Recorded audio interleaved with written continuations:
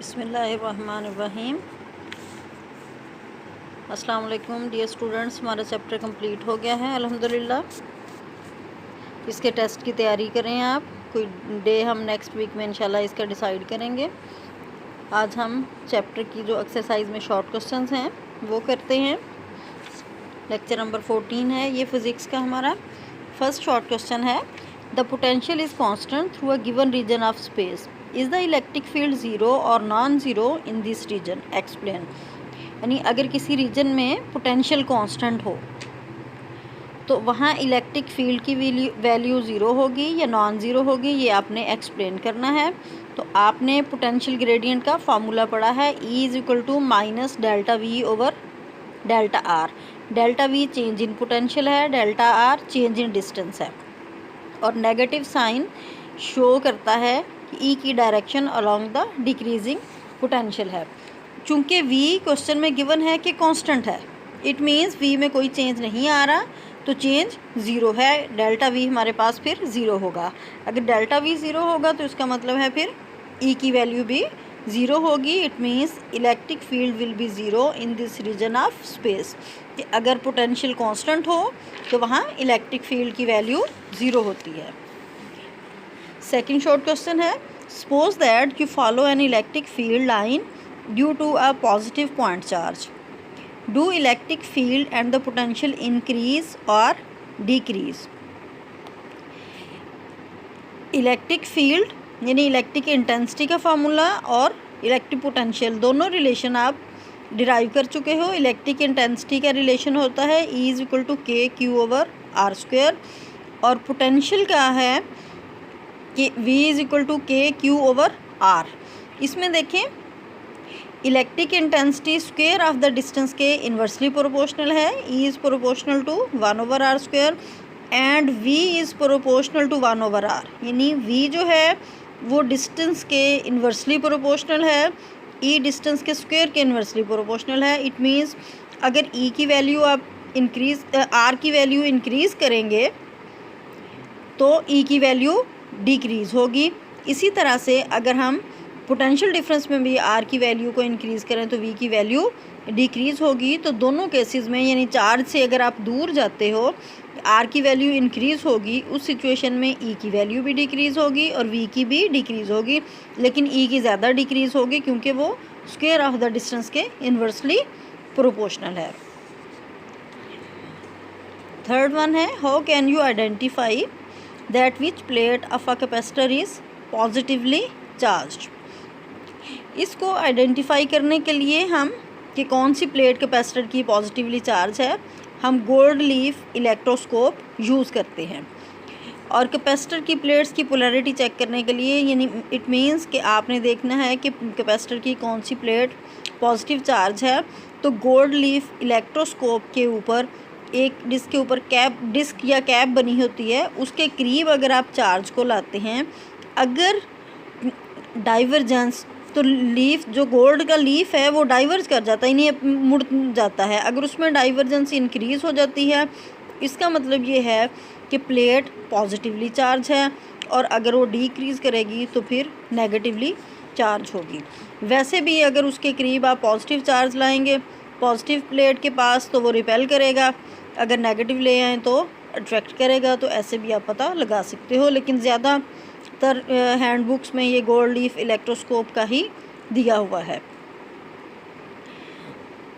तो इसकी मैं डायग्राम भी आपको सेंड कर दूंगी, आप उसको देख लें कि गोल्ड लीफ इलेक्ट्रोस्कोप किस तरह से है। फोर्थ है short question, describe the force और forces on a positive point charge when placed between parallel plates. First इसकी ऑप्शन है with similar and equal charges, second है the opposite and equal charges.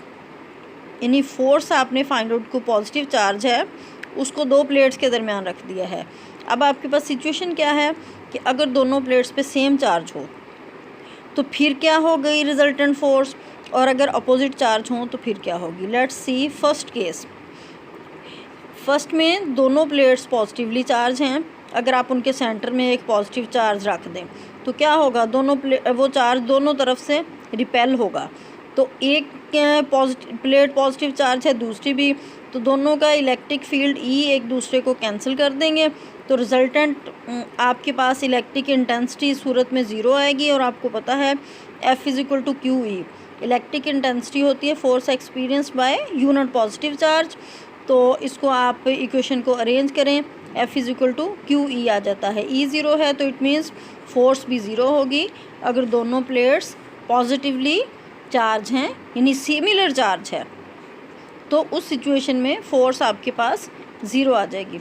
लेकिन अगर एक प्लेट पॉजिटिव चार्ज है तो दूसरी नेगेटिव है, उस सूरत में क्या होगा कि अगर उनके सेंटर में आप पॉजिटिव चार्ज रख दें तो पॉजिटिव चार्ज जो है वो पॉजिटिव प्लेट से नेगेटिव प्लेट की तरफ मूव करेगा, इलेक्ट्रिक इंटेंसिटी की डायरेक्शन सेम होगी। इस सिचुएशन में आपके पास मैक्सिमम इलेक्ट्रिक इंटेंसिटी होगी तो फोर्स भी मैक्सिमम आ जाएगी, F is equal to Q E. Fifth one है, ये पहले आप पढ़ भी चुके हो, मैंने रेफरेंस भी दिया था।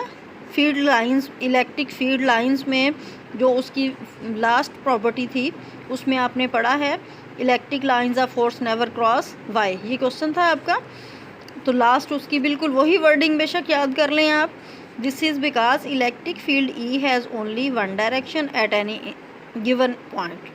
If the lines cross, then at the point of intersection E will have more than one direction which is physically not possible. तो इसलिए इलेक्ट्रिक लाइंस ऑफ फोर्स कभी भी क्रॉस नहीं करती। नेक्स्ट वन है 6th short question. If a point charge Q of mass M is released in a uniform electric field with field lines pointing in the same direction, will it make a rectilinear motion? Rectilinear कहते हैं straight line में।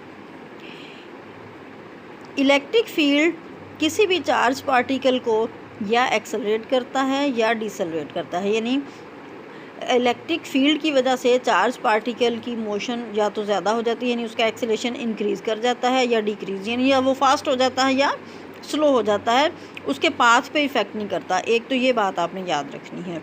दूसरा ये कि इसकी rectilinear motion ही होगी, एक line में बेशक नॉन यूनिफॉर्म भी फील्ड है कि if a point charge is placed in a non uniform electric field it moves along the field lines, ये फील्ड लाइंस के साथ मूव करेगा तो वो स्ट्रेट ही होती हैं।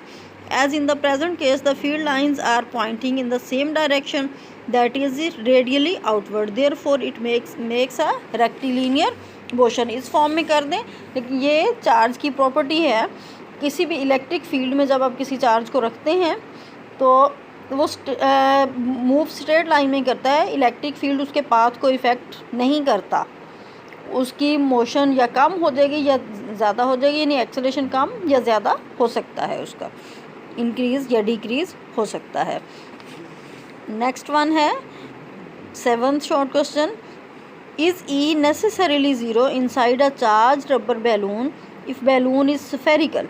Assume that charge is distributed uniformly over the surface. ये जो अब गाज़ीज़ लॉ की फ़र्स्ट एप्लीकेशन पढ़ी है आपने, उसमें हॉलो मेटालिक कंडक्टर कंसिडर किया था। तो यहाँ बैलून ले लिया और उसको सपोज कर लिया कि उसके अंदर चार्ज है, बिल्कुल उसी तरह से आपने कि वो चार्ज उसकी सरफेस पे आ गया है, उसके अंदर एक गशियन सरफेस आपने कंसिडर की और वो कुछ स्मॉल उसका साइज़ छोटा था। तो फिर गाज़ीज़ लॉ को अप्लाई करते हुए हमने देखा कि यहाँ से हमारे पास flux phi is equal to Q over epsilon naught है गाज़ीज़ लॉ में। तो चूँकि चार्ज बैलून के अंदर नहीं होगा तो चार्ज ज़ीरो होगा तो फ्लक्स ज़ीरो आ जाएगा। तो फ्लक्स ई डॉट ए के इक्वल होता है, तो ई डॉट ए हमारे पास ज़ीरो आ गया। अब एरिया तो ज़ीरो हो नहीं सकता, it means electric intensity zero होगी। तो ये नेसेसरी है कि inside the charge rubber balloon electric intensity zero होगी, ये ज़रूरी है। 8th शॉर्ट क्वेश्चन है, is it true that Gauss's law states that the total number of lines of force crosses any closed surface in the outward direction is proportional to the net positive charge enclosed within the surface. Total number of lines of force passing through any closed surface in the outward direction run को आपने flux की definition यही की है, ठीक है। तो ये है फ्लक्स की डेफिनेशन, इट मीन्स ये फ्लक्स है। According to Gauss's law flux phi is equal to 1/ε0 into Q. ε0 तो इसमें रिलेटिव परमिटिविटी कांस्टेंट है, इसका मतलब ये है कि फ्लक्स डायरेक्टली प्रोपोर्शनल है क्यू के, चार्ज के। तो फ्लक्स क्या है, number of electric lines of force passing through the certain area in the outward direction run, it means this is directly proportional to the charge. जो statement दी हुई है उसको वेरीफाई कर रहे हैं, ये ट्रू स्टेटमेंट है। लास्ट शॉर्ट क्वेश्चन है, do electrons tend to go to the region of high potential और of low potential. Electron negatively charge particle हैं, तो ये लो पोटेंशियल से हाई पोटेंशियल की तरफ मूव करते हैं।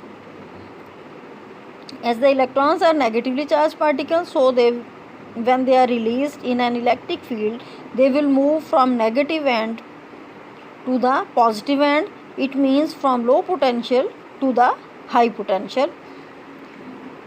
ये आपके शॉर्ट क्वेश्चंस कंप्लीट हो गए। चैप्टर में भी मैंने आपको कुछ शॉर्ट क्वेश्चंस बताए थे, उन्हें भी आपने याद करना है। आज के लिए इतना ही।